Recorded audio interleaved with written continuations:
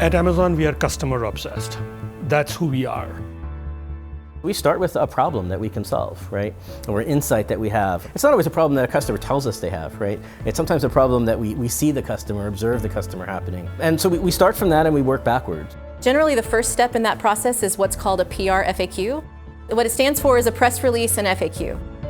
So what we do is before we ever start building anything, before we start designing any technical solutions, we think about what is the problem we're solving? What would we take to the market to explain this new value that Amazon is creating for our customers?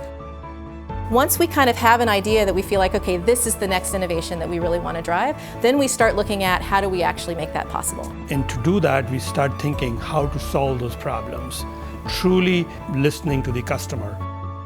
Every week, we look at a different part of our product portfolio and see which of them are bringing value to the customer. The creative part, the thing that I think Amazon does so well, is let's not just make a tweak on the way the industry already works, but should we back up and really rethink the way this works? Procurement is ripe for that innovation, and our challenge in procurement is to make that buying experience available for the business user as well. If you look at procurement processes, there's still a lot of pieces of paper that are flying around between offices, and sometimes when you've made those papers electronic, right, it ends up lots of electronic pieces of paper that are flying around offices, and that's not efficient.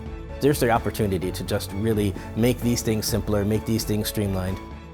If you look back several years ago, the main way that a procurement officer would work is they would have a list of static catalogs that were good for some long period of time. Well, that's just not how the economy works these days, right? Things are in a stock, out of stock, there's new things coming online all the time. So you have to be much more dynamic with that. And so I think the main thing that we're doing, especially in Amazon Business, to make it smarter is really integrating that dynamic, what's really happening in the world at this moment, and making that available to those procurement officers. So they can maybe find a cheaper product, they can find a higher quality product, they can find from a different supplier, and they can really make the order that's going to maximize the value to their business, given what's actually happening in the industry today.